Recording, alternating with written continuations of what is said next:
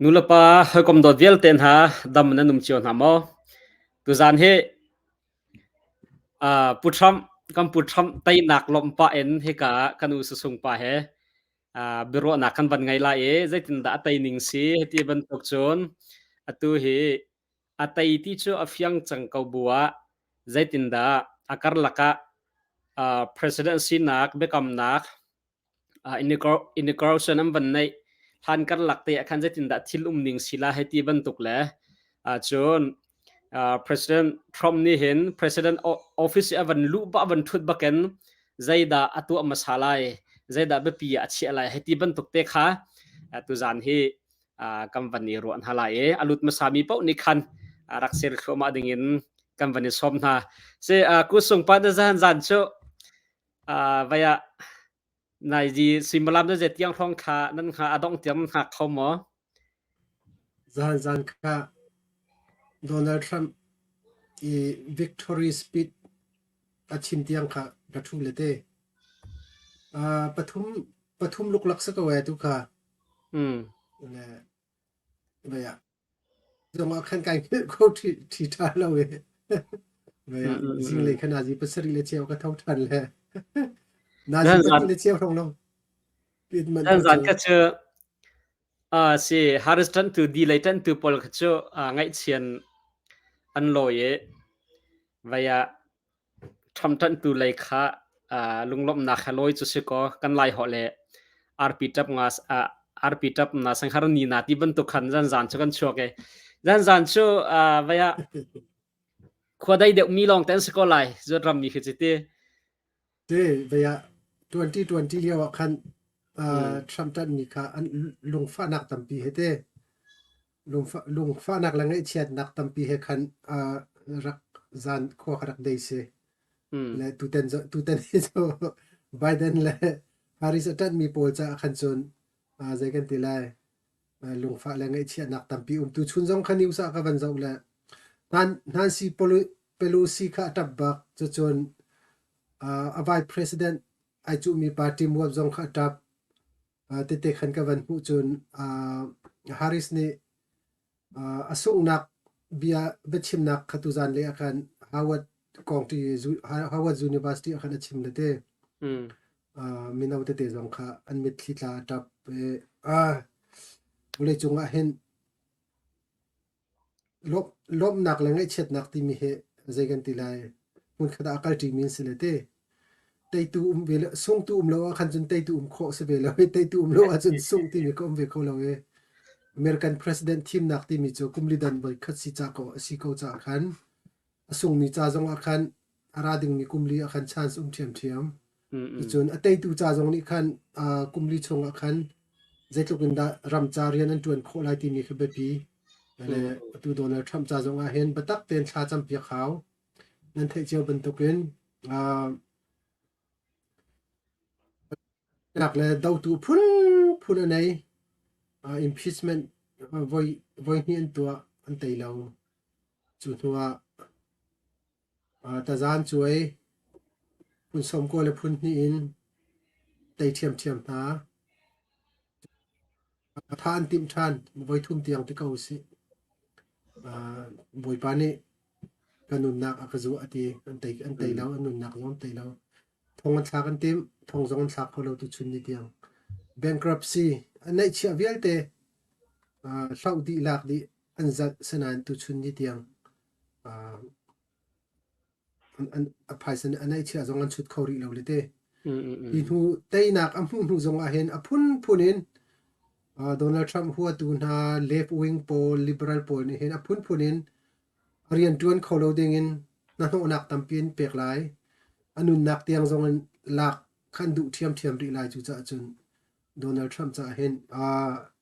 kan president asiding mi cha hen batak ten thla kan champiak her ko ti mi zong khaban chim ta ka du kan US kan rampi dai te na roi kho e US a hen sipozi le zong na than chawe US a hen dai te le thangam te le him ten kanum kho nak ding le US ram ri zong tha ten aven kho e vulei chung phun ki pa dei nak alen kho nak ding a hen batak ten kan nak chiaw tha kan cham jong ka be pi tuk ti mi kha van chim ka du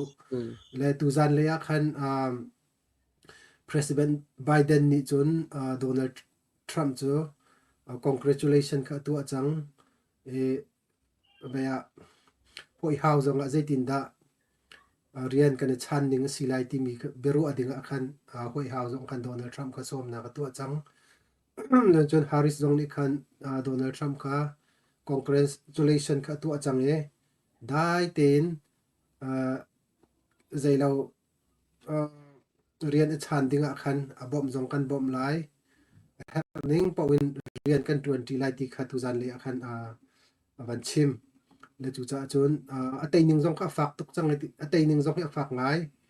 le tu te ni Donald Trump ni atei ning he cho tei sa so se lo popular vote ti mi te mi American ram chungi mi vial te mi nung vial te ni me kan thak mi tu tiang Donald Trump vote kan thak mi he state pan ni tang ri le te ma kha cho official an tel ri lo Donald Trump ni hen vote 66 sorry ka hen zai zat da mu kan ti si sia chun khoi ka van zo nek lamo 72 million rang lo kha Donald Trump ni anga chang Harris ni hen 67 million long apuri le popular vote bak zong na te electoral college vote zong a chun atu akhan kan van zo si sia chun teinak dinga a her mi zanni le som sri kha atu tianga Donald Trump ni zanni le som ko le panga nga chang atu Nevada le Arizona jong khe Trump ni avan laksi akhan chon zathum reng lo selai le Harris khi zanni le kul le prok se khi pin khi akai ding mi ti lo ma khi dok nak se le electoral vo uzong hen len sela ibakena tei le chupina si nei jong khe ban zo ri usilo atu akhen si nei akhen tei tu si nak cho si nei a sit zakhat ume thuden zakhat ume zakhat chunga khen somnga le pakhat mu akhan chun somnga mu akhen majority se chang je cha ti a chun president anga sia akhan chun vice president kha zailo se chang chumo abekhiak tu se chang chumo chu cha chun atu le ba atu cho Republican Party ni hen sina ya somnga le pani an mu chang atu hi Pennsylvania hen pakhat atang e Pennsylvania hen Republican ai chu mi pa Dave McCormick ti mini hen khoi vote thong kul le thong kwa reng thong vote thong kul le thong riat thong ina tei ma he zai zat da an real chang kan ti si si achun 98% le 2% te long atang change aban tei si atei ding afiang ngai la ka hen aban chap si achun som nga le pathum se changla sina ikha to chun ka hen Nevada heaven zau silo Nevada he 80% 86% an real change Republican in Sam Brown ni hen me atui Democrat ai chu mi pa Jack Hero Sentimika atu he vote thong sei khat thong sei ni rong na tei le chu cha chun ma jong he am van lak kho si si chun som nga le palin selai chu cha chun tu ten team na khi chu atei tuk bak ka se ma long sri lo house van zau ri to se how representative te thwat do kol hal kan chima chun pi tu thwat do ma kha se ka hen zati le kheriat mu akhen majority se chang tei se chang le hi chunga hen Donald Trump mi hen zati le panga nga chang zati le panga khen ka khen Colorado akhen chun Arizona Arkansas akhen le atu ning te sia hen chun Republican ni lak do ki state pathum khe chun Washington state akhen ri ma khi avan lak kho ding he ru chanak me tu chuna khan House Speaker Mike Johnson ni achim mi cho house ong he kan control light kan control lai ding hi te chiang ai te chu cha chun tu tan an tei dan he chu amak tak tak ke se US tuan bia hen hoi how he si nei he vai house representative he apathumi ban lak kho tim hi chu Obama chan liu long khan rakum Obama chan tu hin Trump zong ne la lo Biden zong Biden ni khan tong pal alak nan second tilas kumni by election khan vai asu anga mika Republican ni house kan control than lete le tu te ni Donald Trump mi atei ning amak tuk zai chati achun hoi how alak sinai alak house apathum ning bakan alak tei mana khin tei tak kise le tu ten hi chu Donald Trump ni tuan bia tha tak atial ti mi kha vaya lai hol ka thalo kan lai khal hol chon wang kaw bakan teng te ko sila la hi ka zon te hen ai pe tlai ngai te ka van ro mi pakhat te chu na tu na van chim ban to ken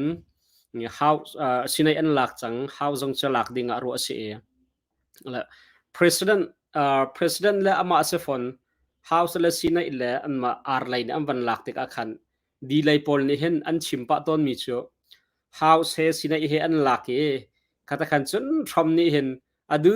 pot a ruai lai ke adong na ka chun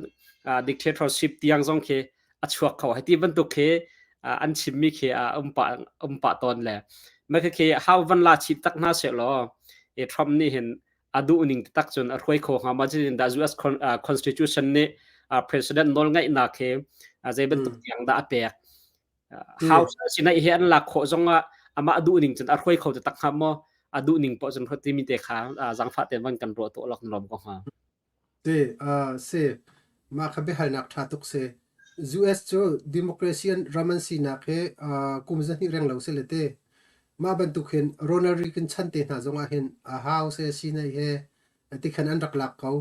thlan liawa president zong cho atu he a voice somli le voice ri nak president salate tuan de ka voice somli le voi nga president a sinak se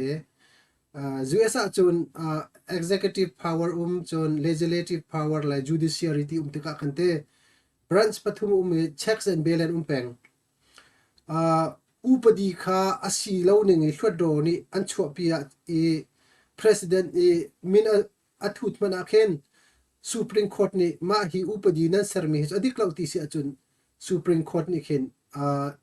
reject kho anon pia kho na chuban tuk chun hlodo ni upadi an seri bilan chho pi sina he house and patmana president alung tin lo si achun president ni kan reject nak nol khanai chuban tuk chun ke an power kha balance ko peng president zong ni kadu adu ning po khan tu khola lo zai chati san house an rank lai chuban tuk chun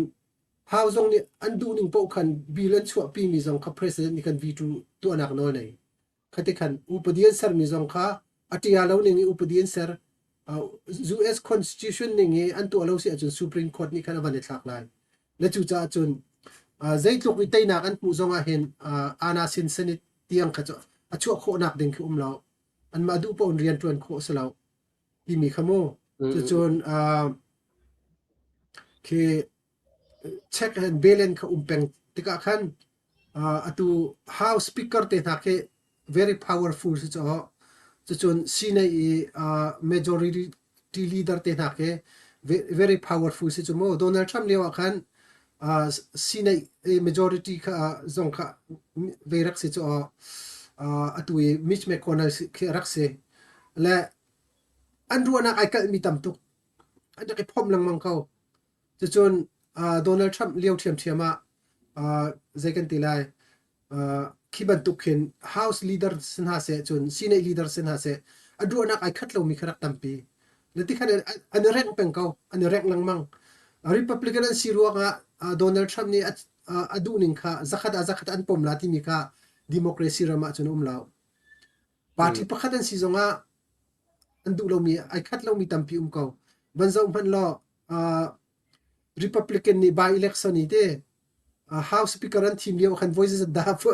bon thakka voi thấy thum sắc lo voi thấy thum voi thấy lina ka đó speaker an team kho ka ho chu cha chun party pakhat chung an sim hana hen republican lebang cho vậy second tila an zalong tuk chu democrat party tu he an party ni khan an rank tuk na e house speaker team nak te na e an reject so si achun ma kha an ma party ni khan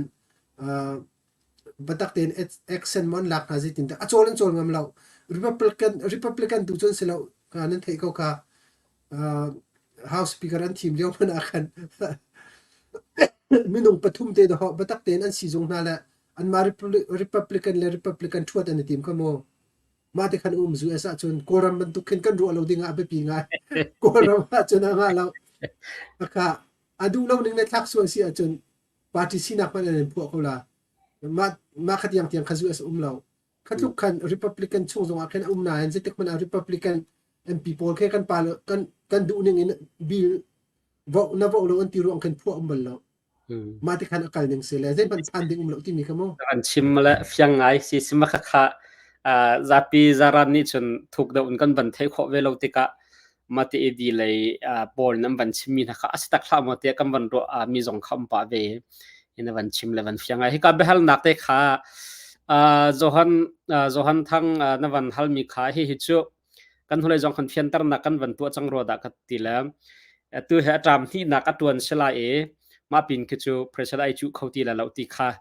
tha ten ju thim nak khong kam ban thlai ti ka khan tu tram khat long he ai chu kho chang ding se tram nol chai chu kho ding si ti lo ti mi te kha e toy fian nak ten van in let go se lo chun e tang la ya hin behal na kam than mi kha ika kanu su sung pan da van in let se lo Trump FBI le DOJ le New York e ama ta za choi tu lawyer Paul he an rian a phu khon ha mo ti kha se van te kha jetin kha van tu di department of justice ke alu bi ke pa ke via Donald Trump ni Donald Trump achua le chang ka kin zekan tilai Donald Trump ni chian a ching bekam nak atu le chang ka kin ani ke chu atum ding se lung ariana pe ti la lo ma ke chu DOJ ke zai 1G dir bun se le ani ke chu marli kalen ke se le ma pa ke Obama liaw khan Supreme Court khan Obama ni arak nominate mi pa se nine Republican ni khan si nei kan rak control ta khan Obama ni confirm ko lo la ma ruang khin ma pa ni khin Republican atu Donald Trump te na Republican he huat ngai na khimo atu ke ma pa ke ti la lo ana ma kha cho be ni akhan mi se le te Biden ni akhan mi se Donald Trump akhan chu khan sim ne ma amui zong kan hu khau ti te lai lo chen FBI director zong ke Donald Trump ne phu lai ding he ke chu ka zum tok phu lai thar khat lai chu chun New York ita za choi tu pol bel te kha chu ke ma ka zum nga chun ani chu federal helong IP lai mi si ka khan state level ma ban tu a khan chun ai thak lai ka zum lo chu chun as kho mi bel te chu atu Biden bantukin Department of Justice khan minung athar veika akhan chang talai ma akhan mi phang khan FBI le DOJ ni khan investigate khan tu khona ma hi thil kong he politicize tu amisemo weaponize antu amisemo timi ka opposition chunga hin me thilen tu amisemo an sualan kol misemo ti investigate tu anak no chu nei ma kha aman lo bana khen atu house ni khan investigation tu anak no nei ma khan tu rim te na lai house ke how oversight committee ke ma ban tu investigate tu kan se Donald Trump e tu man hawla lo ma kha ama kuran zong ni khan tu alen phung ka salo vai Department of Justice ni asilo sile Department of Justice the FBI an fiel la FBI ni an thlat lai la chu silo sile how oversight committee ni khan an zau fel lai ma investigate tu kholai e aswalan hu si achon si ne chau kha ta zan choi ter lai ma kha kal ning dan chu se le chu cha achon tu Donald Trump he ban pe ko si la chu than si achon atu federal level federal phungin ta zan choi mi pau hi cho president asi nu ke chon ama ten amnesty ai tu kholai e ta zan choi nak vel te cho atlaw la chu chon atu state level i paisa kong le business ruang i tazan choi mi ve pol tu khacho state i ni an choi mi si cha khan ma khi kong tu khicho ke ma khazum ning a chon 50-50 bakse le 50-50 bakse kazum ning a chon thong tiang chon an thak ding khicho kazum ti lo president chu chang lai cha khan chu chon khi president achuak khabantuk abanabi akhen aswal ko tikin thong man ke batla na sel wa thong en chung president atwan ko thiam mo US constitution chung akhan thong atla mini president tuan lai lo ti jong kom frim lo la chu cha chun thong man thana se la thong chung president atwan ko ti kha hi kai US lawyer po jong an chim mi selete ma te kha ka ban pe ta lo hit lo bia se se avan fyang ngai ko se kan lom asia chon behal nak dang van ko se lo atu chu ama chaban tling chang ko si ko atu i popular vote le electoral vote poll hi zetin da an ki an verify ni an fe turning silai chun zeti ka da ki president si na campaign ha kha to la heti ban tuk kha akar la ke pakhat nu pakhat te process akal mi te kha thilum kal ning te khajang fa ten am wat kan chim fyang kholo kan lom ha ko se thatuk behal nak thatuk mi se atu Donald Trump he president si chang le atu Donald Trump ni hen transitional team ti mi kemo atu chawza avan chan tu ding committee ki sarlai le ma ki committee akhen anzu ninga chun Elon Musk le atu Robert Kennedy Jr. te ma hen tel lai ti anzum chun Tulsi Gabbard te Democrat even a tell me no president jong ra chu minu te kha ma khi pathum an tel la ti anzum chun ai tel la ti pakhat an ban zum than mi chaw da si ti atu election camping an tu aliyo e ai tel lang mang mi nu te khe minium te zahan zani victory speed achim liu jong e ai tel minu te kha su si zain ti kha ma nu te kha ma kha itel do se ma kha transitional team khan le Trump team poll kha veini ke US atui Biden chawza ni khan thiman nei vela ma te khan rian khan chim te lai le akal ning dan chu ti hin se December ni hlei khat khin an thok te lai electoral college vo he December thani hlei khata khin state chiao ni khan electoral vo an vo mi kha certifying to ala ka de second tila chun certificate ban tukin an tu ala e ma kha minan thut di lai ma kha minan thut mi vial te kha December thani hlei ni akhen ma kha state chiawi electoral vote an vote about electoral vote an nei mi vial te ni khan president le vice president kha adang ta ten ba on rak thak chiu lai an ma le state chiawa ma kha atlam tin thin lo khamo an rak than chiu lai an vote tu khan an vote tu ni khan sanan thu di lai ma tu chun zai darak lai kan ti sia chun December thani kul le ninga ma khen electoral vote vial te kha vice president sina an chu pi lai vice president sina an chu pi lai e national archives ti mi ke mo kun thing kan ti la chte amiuta mo kun thing sina khan an apply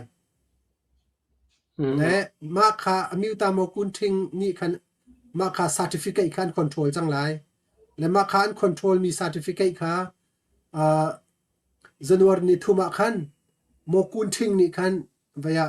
concrete khan concrete ti mi chu sina he house he sina ila house kha January ni kulin vai second tilai ma khan an chu pi lai sina ila house congress meeting an nei lai ma khan an chu pi lai ma liaw ad hon Donald Trump liaw jong boina rak chu khamo capital hi la khan ma kha zon te ke be pituk mi se January sekhe ma kha house le sina ni khan an zau lai an zau fel lai vice president Harris ni ruai na lai le vice president Harris ni result athan lai kha result athan mi kha an lung tlin lo si achun mo ma te kha Donald Trump an rak boina ka se vice president mai pan ni reject ding sti mi kha Donald Trump ni rak ti mi se lema kha zaida achang kan ti se achun electoral vote kha abaw si lo si le electoral vote a hin lung tlin lo nak sual si achun ate house an thim mi na te house an thim mi na chungin chewa chew khat chu chun sinai tha chungin chewa chew khat ni kan minan thut si achun ma kha electoral vote kha reject kho se le ma kha an reject nu akan zaitin da procedure akan lati me kho vai ke ma dong research ka tu aman ti lo te ka ban thei ti lo le ma kha lung tlin lo na ka suali avei sual si achun lamdang pakhat re andu an lung tlin si achun house ni vote an thak lai le house ni vote an thak mi ding mi tu chu president cha vote an thak lai le atin si achun house minung tam deu ni zat cheu nak tam ni an lung tlin si achun president ka pom kho thiam se chu chun vice president tu kha chu sinai ni vote an thak ve lai le sinai ni vote an thak lai khan hu khan pom kho se ma te ka Donald Trump ni arak ti mi si mai pan ka mai pan chunga khan mo alung rak tlin lo angai ma jong arak an pu thiam lo treason se te sa phau mi se akan lei rol mi city tiang Donald Trump ni arak ti nak ka se ka zon te kha le chu cha chun January 6 ke be pi tuk mi se le ma ka khan congress ni an fetur electoral college vo kan fetur kho chang hu khan chun January thani kula khan inauguration ti mi chian ching kha bekam nak atu achang lai president ni ma kha bekam nak atu khan chun bible chai tlai lai ma te khan bekam nak tikhat te ma bekam nak atu kho khan chun chian ching lai than champiak lai bible chai tlai lai ma khan president asina kha an confirm lai ma khan chun direct in I chen chik capital hila bekam nak tu lai hoi hawa alut chol lai ma khan chun rian aturan chol lai le Donald Trump ni ati mi chu day one atu ading mi chu hoi than bi ka executive order achu ading mi chu ram ri khar chol lai local sumpa jackson na bi vaya tampalte tun van chim mi process akal ning te khna van chim mi khan van fyang ngai kar laka be hal nak ta heaven tan ta ko si jang pha ten ta tun van chim ding mi kha issue dang da kha avan si tampalte atu be hal na kam van tan lai man ho chun na van kam pe bek than te la pakhat na ka hi ka han van hal mi he season ol lian van hal mi sele president sin hun Malaysia lai kan lai mi hoi pola phan ri lo mi cha ol kham khop kha phit lai mo ti selma he president ni ma he ol ten phi kho nak nol nei mo phi phung sumo he ti ban tok te kha phit la mi ti ban tok na ma na mun na ro ning te kha ma kha chu aru ka thei bak lau veimu ma hi kong hi chu an ma state department he IP tlai mi si ta ka khan ama Donald Trump zong ni khan achian pe advisor tampi au na lai chu chun transitional team poll he zong khan an zau fel te lai chun president ni athim mi okay nangan chaji wanji se chun secretary of state ki mo mani khan tha ten an ma advisor he team he chun an zau fel tu khan president ni khan bakhia nak tu te lai la tu liwa chun zaitin atu ala ya phit la mo phit lo ti mi kha atu ti anga chun chim deng a khen atu an tukri he January nikule ne khat tu man akhen ke February March thong a khen January tu lei January thadi tu lei long a khen ma chu kan thei kho ding mi se a than kan in zai tu ala khat detail in Donald Trump jong le achim mi lo atu ti anga chim mi cho ramdi ka khar lai Biden le Harris chawza kumli chung alut mi velte an drama an kir than lai phung ning ten an drama kir to than hala ti kisako le kan ni lai mi cha chun legal te phan mi kan si cha khan zai phan ding lo le chun e ban tuk process akal chi mi kha khati direct even phi ti mi zong kha chawza pakhat ni mo atu tak lai ma tu tak lo ti mi tlan liao kum nga liao zong akhan visa zong tampi rak phi ko sanan khabantuk refugee ngai phi kha cho umri lo sanan tu ten bel te zei lo lai pakhat man kan chim khori lo ma vial khan ban si se lo te van fiang tak mo mà em vẫn hal chi mi khá sức tu này quật na lại thì mi con khá à vẫn sẽ tam tính được vẫn lệ đình nó đủ mi mà phong te đình ma lắm hi cho tu tak lai ka tu tak lai ti so ani chu tu sun zong ti ko kan bia kai kam mi chu ka bia kai kam ning ten ka tu lai te le chu atu hrim lai hi chu day one bak executive order in chu chol ding mi se le atu chu ati ninga chon national card silo sile US army bak ka baya ka fial thala ti ko le chu cha ma hi chu fiang bak mi se tu abak ding mi se ram ri jong kha day one bak akhar chol ding se chun day one avan tu chol chap ding mi cho zinan le case cho nak permit kha day one a hen executive order in permit vial te ka chu piak ding than order tha chu lai ma kha yang bak mi se chu chun day one ai avan tu ading ri mi chu Biden ni Trump ta za choi tu ding i akhan mi pa Jack Smith ti mi kha classified document le vai poli Trump ta za choi ding akhan mi pa Jack Smith kha second pani chunga 2 second chung baka hin kapwala ti Donald Trump le ma kha khadai wan ye tu ading mi pol mo second pani chung baka kapwala ti ko chute alung dar arak phak ve sela che za choi vi kha se company churo wading che se atut yang a hin te kapwala ti ko chute atut yang a hin te ta chun na atu atling lai ti chu atling changgo ye ramdang lai ni ke ramdang president ramdang ram phui tu pol kan tila chute ma lai ni van lom pi nak ai ti ban ke tu tiang a khen el mo silawa atuan tukri mo ma ke ke tong kang tal na thai ma se hoi than bi ka khan Israel wanji chau pa Benjamin Netanyahu ni khan congratulation kha hoi than bi ka tu ati se ama kha ai lom chem hoi than chem ai lom sa chem se ko he apat ni na ka England wanji chau chun apathum na ka Italy le France chun Canada chun atu bai Japan te Australia New Zealand ma poi ni khan chun congratulation khan tua an tua di chang le atui ai lom big ting mi cho Benjamin Netanyahu Israel se Benjamin Netanyahu ka ai lom big mi se chun ze Ukraine zong le khan congratulation an tua chang Zelensky ni chati sia chon tu kha baya na van ti ban to kan Israel ni khan lompi na kham ban chim ma sai am ban that ma sai ma hita jitin thap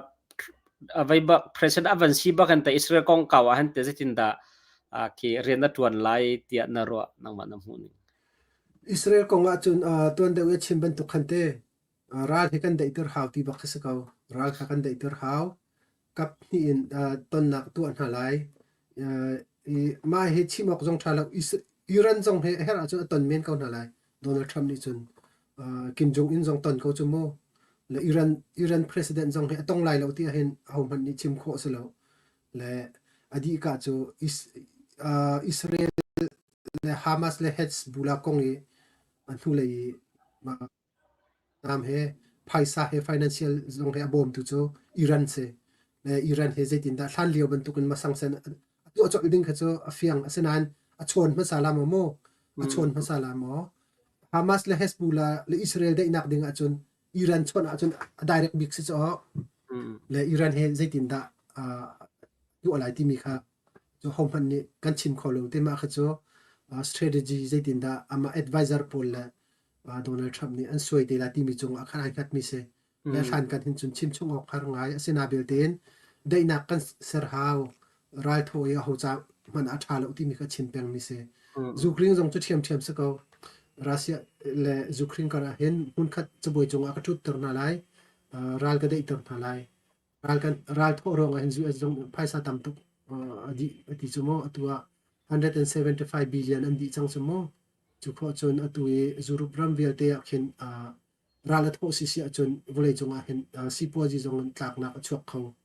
le chu cha chun ra tho hi chu khoi ra la tho chang tu si chun asung mi jong sung thiam atei tu jong sung thiam chu mo le chu cha chun Donald Trump he chuah he kan van that ngai mi chu vole chung ral pi pathum na kha rial kho la ti ke ma jong ka ban zum ngai le hlan takin US a him deu le zahan zani Donald Trump president avan thiman ti bakhan stock market choke a kho bakana ai khote van tong ko chu de hi ka US rian tuan pol for 1k nan che mi kharak zau cheo tam ta tak thang ko ka stock cho mi po jong Trump test Elon Musk stock le se chun Jeff Bezos stock se Amazon stock pol vial te cho akai di ko kha nan stock pol rak chet chiao no acho mi pu nan stock kai di ko la cho stock kong na van chim me kan lai mi pakhat long chan Trump president si baka chun karum lai arak ti lamang la tu rum do si chung de lai te veya atu ke Elon Musk zong ke stock kai pi chi cho mo ma te khan ai pi lai di chun US company an stock kai di cho Apple te na si zonga Microsoft te na zong mo Amazon si zong an stock kai viat le Donald Trump ke zekan ti lai si positive mi cho nai politically likhinte stable si how cho state ha te is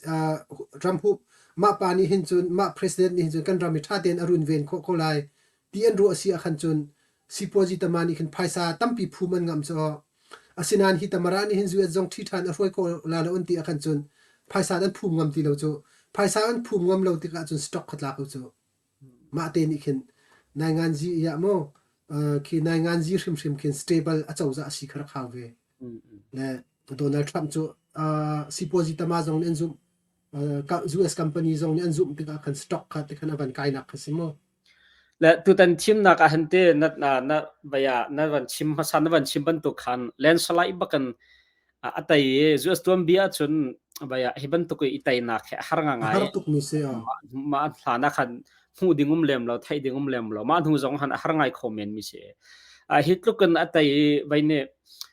malhani blue state arak semi pol tampi malhani democratic lai vote arak pe mi tampi ni hen tu tan na hen Trump am piak ti fiang ko le ze ruanga tha hitlukun Trump khi tu tan na hen vote am piak nga ze kheda be pi piken an ru an tuak tan ruanga da sing ha ti mi te kha jang pha ten fiang faidam ban chimak na kan thai pe veya atu kumli chungi Biden le Harris chunga hinte nan thai je ban to kun sipoji atlak tuk mi chun stock atlak tuk mi chun ramri a hu a him loning illegal million kul khat tuk deng thong an phan ti mi an phan mi mo pol chun crime akar tuk mi chun atu mol kai interest rate te na asan tuk mi chun atu moto le case te na mo kan man mi case jong se moto chok tik na jong aba har kho ning in jong mol kai rate te na avasan kho tuk chang ning te ma vial ten hu te ka hen US mi pi he an lung film tuk they took in CNN le mainstream media le social media pon they took yan ti jong a hen practical sining ka American mi pin an hu tuk khatika Biden le Harris ni they took Obama jong ni camping atu api na US celebrity te ko se la sak thiam thela suet te na sia Beyonce te han si zonga chun Jennifer Lopez te na mo te ke heavy tak pol ni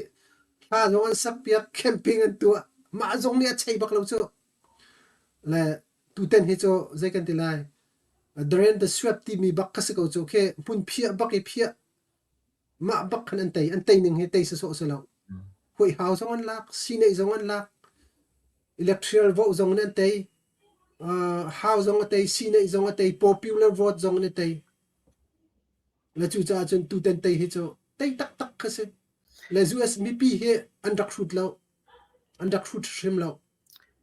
ya US mi pi vote tha tu andak film tuk ti mi kha tu ten thim nak ni chuna pi ko tu tan thim na khe pe tla in tom palte kema ka khro har pa mi te vanin hal ko ning lo ta chun na ka Texas se red state bak se Republican an thon nak bak asina en Texas ta ken Trump ni Harris atai ning ki afak lo e anatluk deng mang ti ok khasi tam tuk khan Texas ni khan sorry Trump ni khan atai lo ma chu chu zai rong thla se hitluk an Republican rak thon nak red state bak asemi a hen zai rong ada Harris ni atluk deng mang ha ti mi te kha i ka thin long kham chu state dang jong khaban thunum pa len rest rak si mi pol se zonga ela ma Texas kong ka hi pe red kha state bak ti se kha zatin da sing ha te jang red fa te state bak se Donald Trump ni hin 2 million ti ok tluk rong long na te te pathan chun man hak tam phan an rak te ma hi voi tam non ka chimi mi cheu khat ni chun asi kholong mi city an ru chu asina in vein hin tu democrat pol la tu Biden te han si jong Obama te ke Harris le Biden chan kumli chunga hen atu mi tha te ri a record an to kho mi 12 million di si chumo record to alo mi he chun 21 million sela an ti chumo ma khi minung tam pilu tere than leo ma than chung jong han tam tu an rak lu ter chang hala chumo ma vial te an lu ter mi khe tha te hip zong khen zuam lai pakhat nak lu zin hip an zuam ilika jong tampi lu ter chu chun foiten citizen jong van pe ke te khan van lu ter mo chu chun Texas he sipoji avan that tuk te ka hen kadang ai thial mi jong khitam do on se chun atu Elon Musk ten ha jong van thial hemu Texas ta sipoji van thang ai van kar nga he ma jong khiminung tampi blue state in van thial mi jong khitampi na se la thailo ngai se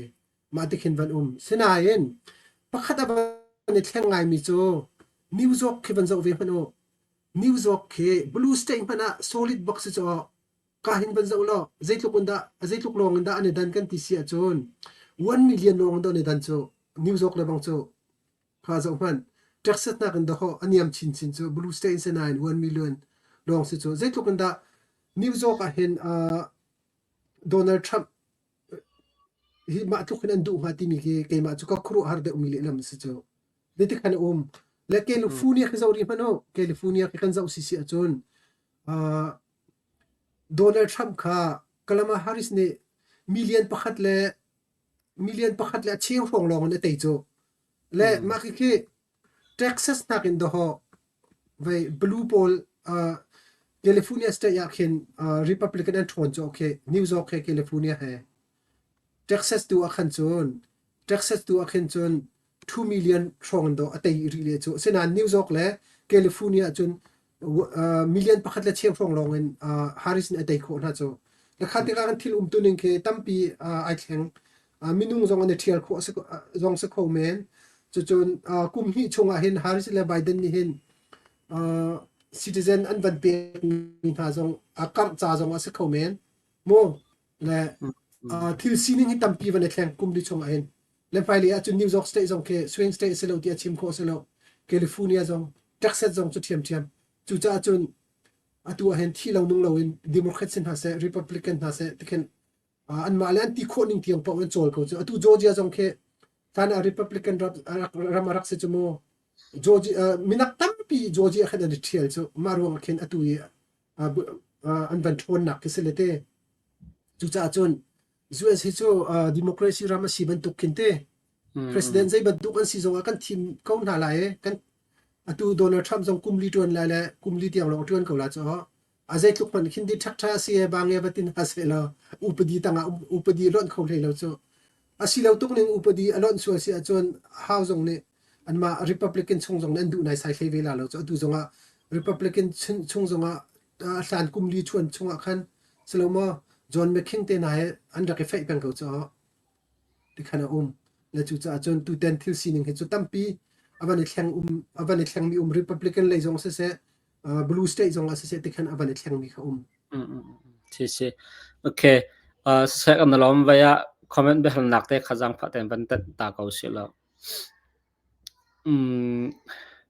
an ban hal cha khan ban tan ko silo giang fa ten ti si in man ten ha motor man ten ha hi ta zai da lo lai akai lai mo atum lai ti kha se thong pi ti min ban hal la oh se vei ma hi pol hi cho si po ji hai pi tlai mi silate zu si po ji ka ban that pau si achun interest ka an thum kho ko lai de cha ti achun national reserve ni khin interest kong ke chon tlai mi se an ma ki independent ban tu kan se le asinan president ni ama policy he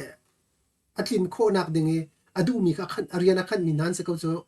angai ngai ti chun le chu cha chun Donald Trump kai than si chun atui national reserve chairman atlai tu pol le ki akhan than lai ama pe lai ma pe iter lai ma thar da khan lai mo kan chim kho lo asinain ju si po ji avan tur mer si chun interest ka van thum lai in man se motor man se foi de kan chok lai ti ka zoom na kan ai abe pi mi chu ji si po ji ka van that ma sa haw si si se lo tu he ka boy sang van hal mi kha van pe thanu se lo ma kong hejitin tak na thong pang na thai min ham ben hadak ma Russia zong ni Kamala Harris nak chun Trump ne tai nak mu se tien du de ule zai ruanga da si ti ati la ma he fyang faida na thai apakhat na ka ras tuan dewa khan chun Putin ni pe endorsement atu ati sikha kalama haris cho an avaya adar thom tuk lai du po en ke tu ko lai ti le pakhat kho mi belte cho Donald Trump kai si chun dai na kan sar khola ti jong zoom kho mi se Russia ni chun Donald Trump cho Russia jong se North Korea jong se diplomacy te aton ngam na biaru ngam na ke areng jong reng areng ngam na le chu cha chun Donald Trump akai si chun Ukraine jong han dai na kan sar khola ti mi kha an ru cha jong se kho men chu cha chun atu Russia jong cho anga ngai kan te chun ma tu akum hi za the ra la tu chang ye si po ji khe athi lo kan ti phana athi tu ko la chu ma riam na ma zet kum kha chu ye apan mi aminung jong ating nan thi ve chang chu Russia khe chu cha chun ral kan ti mi chu te jong a sung jong a sung thiam se chu ral chu chu cha chun Donald Trump a kai si chun vule khe dei na kan sar khola ti ru chan na an nei cha jong prin se khom men le veya thainan du la ti pakhat ka te van chim ta ka du mi cho dong nak le jong kan ban kal pa la ti ku sung sung pa che khate jang ka fa hin ten na van chim hlan te khan comment na van tat ta la lo si jang fa ten se ma okay ku pa lai kam thang ban hal la tham akai mi he lai mia a hau te da ngai chia bik lai chim ko ga mo ti se le wa kha cho ti hin ko wa a hauda Harris le Biden policy adir pi tu te same sex marriage adir tu pol abortion adir pi tu pol ma pol kha cho ngai chiang ngai lai pakhat na ka chon pani na ka mainstream media azum mi pol ta ko se CNN long te na za we CNN chim mi po ampan te peng mi Washington Post long te na rel peng e o Washington Post se ampan cham tia arut mi pol chon Donald Trump atan Donald Trump ashut arak ti tu pol Donald Trump supporter pol ashut arak ti tu pol kha atu liao cho angai chia bik min se la ti akan keima ka pu ning chu se le thil ti mi tin se cho American mi pi hi an dak shoot lo cho an thut ro ti khan kan dak ro e lai mi jong kan se kaw Donald Trump supporter cho ashut min se cha thiam an se la kan hei ti na cho atu chu sia chun cha thiam lo mi ma cha thiam an te na ti ka behal na kho cho le American mi pi hi an dak shoot lo cho practical a kronga zeibantuk da thil chang ti an dak thei to an dak film to kan ni lai mi te na kan film kan ti mi khi cho ze ke arak puan tuk ri cho le an mirang to thil ka thuk pin an rak zau US kan ram pi zai da him lo sipo ji zai da alo healthcare zai da alo kan pachom nak zai da alo ti mi kha an zau chun ram dang he kan pe tlei na ka zai da alo ti mi vel te kan rak zau di chang le chu cha chun tu tani angai cheding mi pol hi cho Harris le Biden policy apom mi adir pi mi atan mi pol het se tu tani cho angai che ko la ti mi ka ban chim tau si se se dang be hanak ti ma dang ba hal na kha chu na chim pa na le pa mi ape tam khat tam ni pe khau than la mai ti ban tuk na kha se se kha cha pe khau ti lai lo ti kha chung le khan kan le chang la tam tam pe ding kong kaw khan chun ti okay chun nang ma da se har mi kha ban chim ta lo man hu chun tu he vai se chu kan biangai tu me pi jong jang phanol kan du min ha chu tu he ka kan usung pa he tu kan bero nak kan ban ngol ba khan waw rong la ya ai thial ding ka se ma cha khan chan sau pi van han kan tim lo sui malam pakhat chung kan phang lai kan ti mi kha se ko tu he tom ma cha khan ban thial ding si cha khan kam ban kam ban ham no se pa na kha se la kan ama chim nu man lo pi mi chawa ro a khan ban hal ko se te ko la te se a har ati mi kha ban kan chim ta se lo ma nu chun kan bero nak jong cho kan ban idin chung te kon halai te tu te ni Trump president aban chan bekam nak atu nu a khan a hauda second tilai 1G cabinet a hauda ai tel ti mi kha minung tampi jong ni khan an lo chiao them lai chief of staff cha hin chun atu suji willis ti mi atu Trump camping liawi batak te aran tu nu te kha miniam non te samrang nu te kha zahan zani victoria speed atu azong ye biarak chim ti a chim du lo mi te kha je ruang dan ning zati ka ma nu te kha chief of staff a segment lai ti an zum big mi se juna patni na ka secretary of state te na ngan chia ji won ji ram dang won ji a hen makurubio chunan thei ban token atu zuati sine aken foreign relationship song aken arak tribal mi se lama hi paza tak tak ke ma zong ni kuar bak mi se secretary of state a chun a feedback ding mi se Donald Trump ne vice president a team liao final list patni JD Van le makurubio kha team ding rakse than ding an hu big convention line ni tiang khan arwat kholon ti Donald Trump he au deu da ka team la ti amo la dong na kan JD Van kai team le tluk chun makurubio fit le makurubio ni hen na ngan chia ji wan ji ti ram dang wan ji he tlai kho men ti khan zum mi se le chu chun ka koi ji wan ji hong ni da tlai la ti hen zong he mi thin lung la ngai mi se le tuan deu I Donald Trump liawi secretary of state se kolom ka ban pal sol mo mai pem piu kha oh mai si pem si piu kha mai pem piu kha different secretary a hen a khan kho men mai pem piu si lo si a chun si nai thak he ton ti mi he se kho men ti kha tu liawi an ban zu mi se senan ma he confirm mi se sri lo ai thleng kho thiam mo chu chun veitu a hen chun secretary of treasury te bandaji wan ji te busi lo finance lai tlai tu ding a hen chun Larry Kudlow ti mi pa he atu fok news e bian hal lang mang mi pa khe ma khe khe ase khomen ti ti mi zong chu si lo si le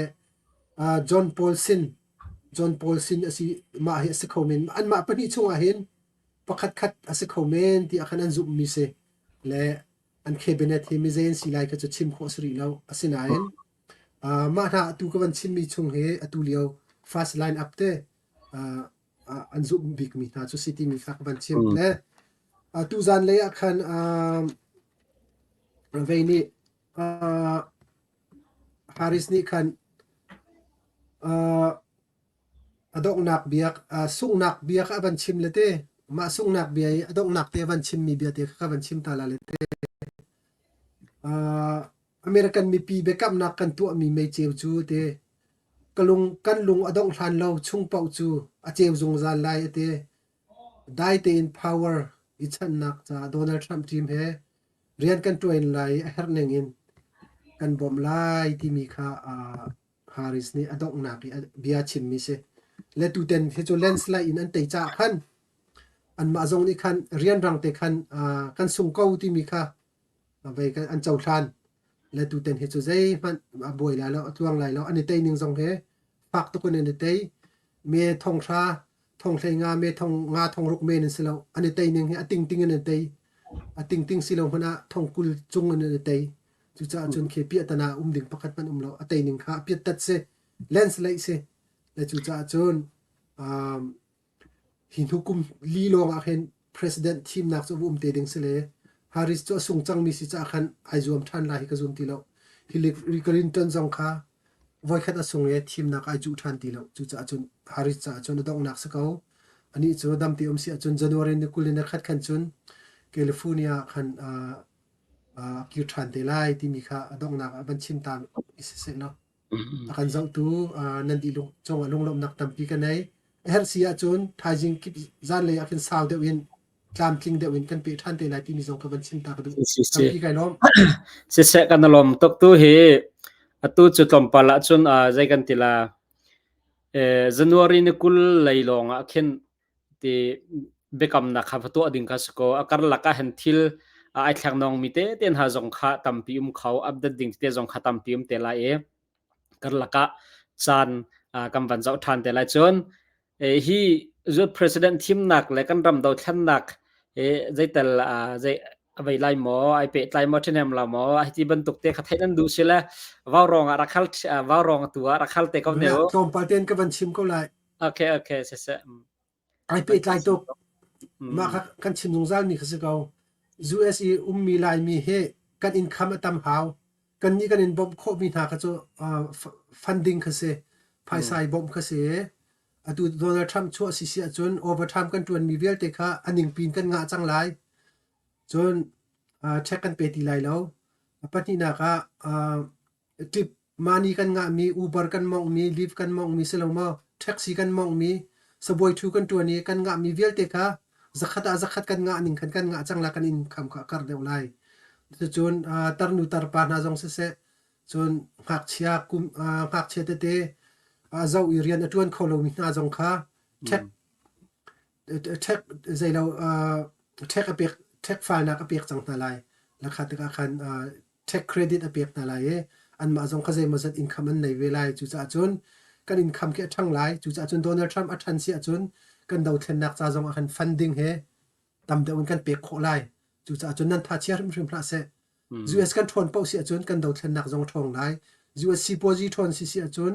funding jong thong lai zai man nan tha chiar la se kan dau thlen nak cho atu na ka le den a thong lai ti kha khazum ning se le akan zau tu nan di lak chung along lom nak tam pi kan nei kha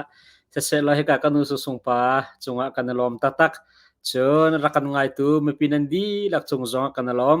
tam tling deu thai du mi pon khan baw rong khan rangai than te lo chon hin hu mai le zonga thong pang dang te sia chon update kho